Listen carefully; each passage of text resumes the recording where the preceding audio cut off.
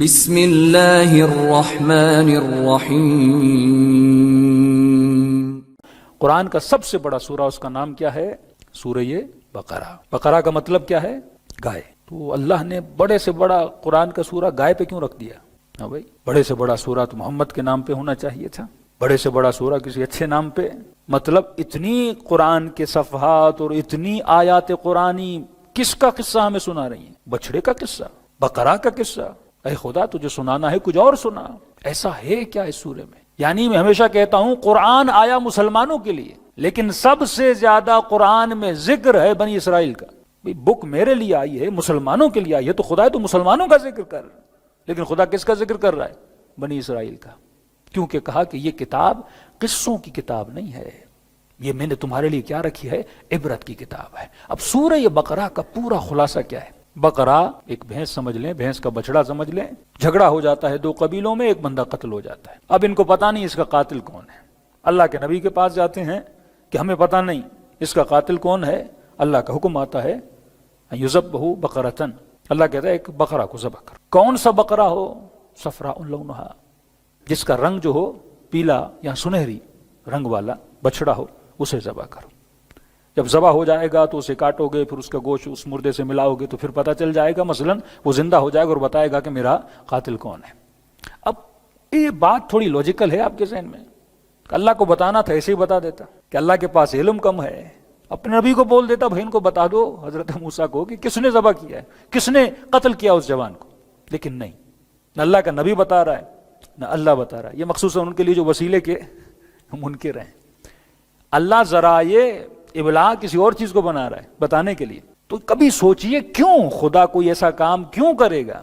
اللہ کو بتانا تھا کسی فرشتے کے ذریعے بتاتا، بول دیتا سمندر میں چلے جاؤ، پہاڑی پہ چلے جاؤ، 100 رکعت نماز پڑھ لو، یہ ذکر کر لو، یہ ورد کر لو۔ ہمارے پاس جتنے مسائل ہوتے ہیں تو ہم ذکر و ورد کر کے مسائل کا حل نکال لیتے ہیں، لیکن یہ کیا بات ہوئی کہ ایک بقرہ کو ذبح کرو؟ اور پھر بھی اللہ نے یہ نہیں کہا کہ بلیک ہو، اللہ نے براؤن ہو، نہیں، صفراء لونھا، پیلے رنگ کا ہو۔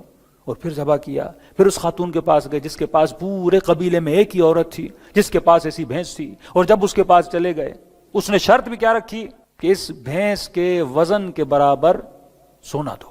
اب ظاہر ہے جب ایک چیز کی ڈیمانڈ ہوتی ہے تو اس کی ویلیو، ایک ہی بھینس کی جو پوری ڈیمانڈ ہے، پورے قبیلہ چاہ رہا ہے کہ یہ ہمیں چاہیے، اور اتنی ڈیمانڈ، اس کو پتا چل گیا کہ ان کی ڈیمانڈ ہے، اور وہاں پر بھی اللہ نے فرشتہ بھیجا اس خاتون کی طرف کہ ان کو ایسے نہیں دینا۔ ایک طرف ان کو بھیجا کہ جا کے خریدو، دوسری طرف اس خاتون کے پاس کسی کو بھیجا کہ ان کو ایسے نہیں دینا، ان کو بولنا کہ سونے کے وزن کے برابر، یعنی ایک ترازو میں یہ بھینس کا بچڑا ہوگا اور دوسری طرف تم سونا رکھو گے، جب برابر ہو جائے گا پھر اس کو لے کر جاؤ۔ لیکن ساری سائیکولوجی یہ ہے کہ خدا نے ایسا کیا کیوں؟ اب مسلمان صرف سورہ بقرہ پڑھے گا تو سمجھ میں نہیں آئے گا جب تک اس کا بیک گراؤنڈ اس کو پتا نہ ہو۔ وَاعْتَبِرُوا يَا أُولِي الْأَلْبَابِ، اے صاحبان عقل، اے صاحبان فکر، اے صاحبان غور، میں نے تمہارے لیے کیا رکھی ہیں؟ نشانیاں رکھی ہیں۔ یہ سارے بنی اسرائیل کیا تھے؟ یہ ایجپٹ کے رہنے والے تھے، ایجپشن تھے نا۔ ایجپٹ میں مختلف خدا تھے، تھوڑا ٹچی مثال دوں تاکہ آپ کو سمجھ میں آ جائے۔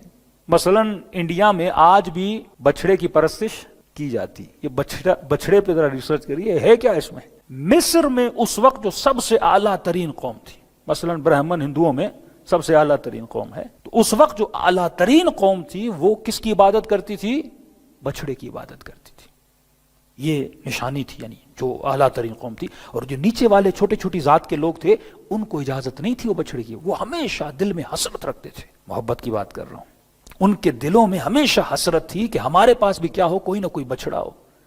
کیوں؟ کیونکہ ہم بھی سپیریئر کہلائیں، ہم بھی اعلیٰ ترین اقوام میں سے کہلائیں کہ بھائی ہمارے پاس بھی کوئی بچڑا ہے، ہم بھی بچڑے کی عبادت کر رہے ہیں۔ لیکن وہاں پہ اجازت نہیں تھی، اس قوم کے علاوہ عام لوگ اپنے پاس بچڑا رکھیں۔ ان کے کوئی اور خدا تھے، جاؤ یہ تمہارا خدا ہے کیونکہ تم نچلی ذات والے ہو، یہ ہمارا خدا ہے کیونکہ ہم بڑی ذات والے ہیں۔ تو ان کے دل میں ہمیشہ بچڑے کی محبت رہی تھی کہ کاش ہمارے پاس بھی کوئی بچڑا ہوتا۔ جب یہ دریا کراس کر کے دوسری طرف جاتے ہیں، فلسطین کی طرف، اس وقت بھی حضرت موسیٰ کو کیا کہتے ہیں؟ کیا یہ نہیں ہو سکتا کہ تم ہمارے لیے کوئی بچڑا بنا دو؟ اللہ کے نبی کہتے ہیں وائے ہو تم پر، میں نے اتنے معجزے تمہیں دکھلائے، دریا میں نے کراس کروائے، اور آج بھی تمہارے دلوں میں کیا ہے؟ بچڑے کی محبت۔ ایک بچڑا۔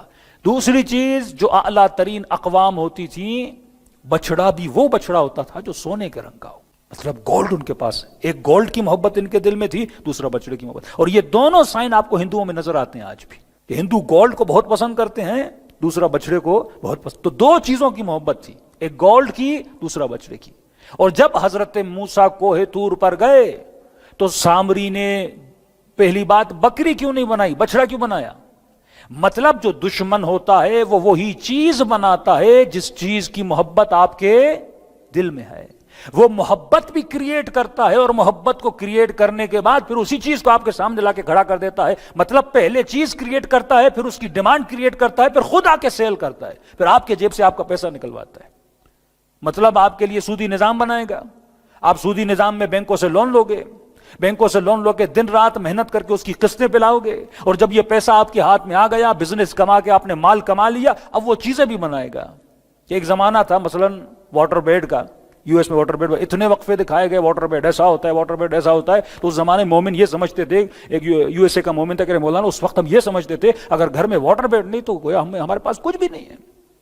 تو کہتے دن رات محنت کرتے تھے، $1,00,000 کا ایک واٹر بیڈ ہم اپنے گھر میں لے کر آ جائیں. مطلب چیز بھی بناتے ہیں اور اس چیز کی اتنی ڈیمانڈ کریٹ کرتے ہیں، پیسہ بھی آپ کو دیں گے، دینے کے بعد چیز بھی خود بنائیں گے، اور وہ چیزیں آپ سے ہی خریدوائیں گے. پھر نفع بھی کس کی جیب میں چلا جائے گا؟ ان کی جیب میں چلا جائے گا. تو پہلے شیطان نے بچڑے کی محبت ڈالی کہ یؤمنون بالجبت والطاغوت. بالجبت، آج پوچھیے مفسروں سے جبت کا مطلب کیا ہے؟ طاغوت کا تو پتا، لیکن آج تک کسی کو نہیں پتا جبت کیا. یہ جبت کا مطلب وہ ایجپٹ ہے. یؤمنون بالجبت یعنی ایجپٹ کی سیولائزیشن پہ، کلچر پہ ان کا ایمان تھا.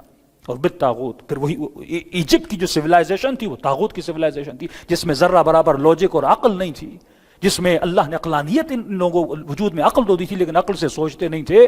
تو جب حضرت موسیٰ کوہ طور پر گئے تو پھر سامری نے کیا بنایا تھا؟ بچڑا بنایا تھا، کیونکہ سامری کو پتا تھا ان کے دلوں میں بچڑے کی محبت ہے. اور بچڑا بھی کس چیز سے بنایا تھا؟ سونے سے بنایا تھا. دوسری ان کے دلوں میں کس چیز کی محبت تھی؟ سونے کی محبت تھی. اب اللہ نے بھی ان کو امتحان میں مبتلا کیا، کہ جب تک بچڑے کو کاٹو گے نہیں تب تک میں تمہاری حاجت کو بھی قبول نہیں کروں گا. ظہور نہیں ہوتا خدا کی طرف سے جب تک یہ محبتیں قتل نہ کی جائیں. آج جو مومن کے امام زمانہ کا ظہور تب ہوگا جب تو ان محبتوں کو قتل کر. جو محبتیں، جو بت تم نے اپنے دل میں بنائے ہوئے ہیں، جب تک تو ان بتوں کو نہیں توڑ دیتا، اور یہ بت اللہ نہیں توڑتا، تمہیں اپنے ہاتھوں سے ان بتوں کا گلا گھونٹنا پڑتا ہے. تو پہلی شرط اللہ نے رکھی کہ جس موسیٰ نے نہیں بنایا، سامری نے بنایا، اور تم اس کے سامنے جھک گئے، تو اللہ کی آواز آتی ہے اب جب تک اس بت کو اپنے ہاتھوں سے تم ذبح نہیں کرتے. وہ بہانے بنا رہے تھے، کون سا ہو، ایسا ہو، ویسا ہو. اللہ نے ایگزیکٹ پوائنٹ پہ ہاتھ رکھا، صفراء لونھا، کیونکہ تمہیں سنہری رنگ بڑا پسند ہے تو میں وہی کہوں گا جو تیری پسند ہے، تو اسے قتل کر.